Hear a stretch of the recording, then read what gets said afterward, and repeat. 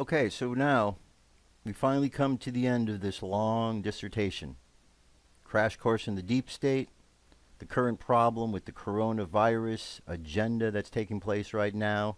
It's a mixture of reality with a whole lot of lies and mistruths in order to push an agenda. A lot of doom and gloom out there. But my intention is not to scare you. My intention has been to inform you so that as you are more informed, you can then be stronger and know how to handle the situation better. Because there is a solution. There's a very simple solution. You know what that solution is? Faith. Faith that God is going to see us through this in a positive manner. Faith that we have the tools to be able to handle this situation. Faith to know that we are not going to be left to our own devices. That all we have to do is tap into the higher spiritual power. And the good news is, each and every one of us are already connected to that spiritual essence, that spiritual source. We've just been through the process of years and years of indoctrination, have been taught not to tap into that source and not to trust that source. Well, now is the time, my friends. First thing I'm bringing up for you, I'm bringing up only 3 things here. First is from the Nag Hammadi library. This is the called the Hypostasis of the Archons, or the reality of the rulers. I bring this up because we hear a lot about these invisible enemies out there. And on one hand, it could be the virus that is being discussed. But on the other hand, we need to be aware that there are these invisible enemies out in the world that we might not see. It starts off here, it says, because of the reality of the authorities, inspired by the Spirit of the Father of Truth, the great messenger, referring to the authorities of darkness, told us that our contest is not against flesh and blood, but against the authorities of the universe and the spirits of wickedness. I've spent you this because you inquire about the reality of the authorities. And here we are again with these invisible spirits behind us. But you know the thing about these invisible spirits, these demons? They got no power. They got no power over me. They have no power over you unless we give them power. Unless we give them power. But if we choose to stand against them, they can't do anything about it. Because our power comes to us from the source, the highest source, God. The light of Christ shines through each and every one of us, and that is a light that will turn away all the darkness, turn away all of the evil. So one of the solutions, a simple solution, is to pray.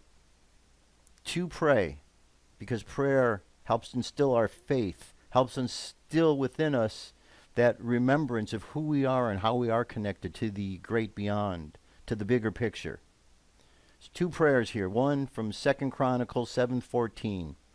If my people, which are called by my name, shall humble themselves and pray and seek my face and turn away from their wicked ways, then I will hear from heaven and I will forgive their sins and I will heal their land.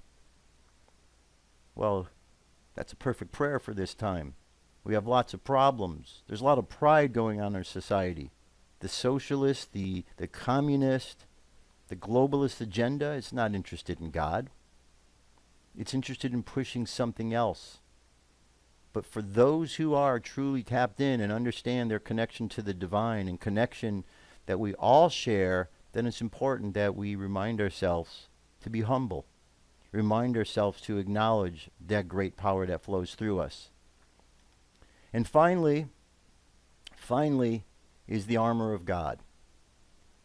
We should put the armor of God on each and every day because this will protect us. It'll protect us from the emotions. It'll protect us from the angers and the violence and all the things that are out there.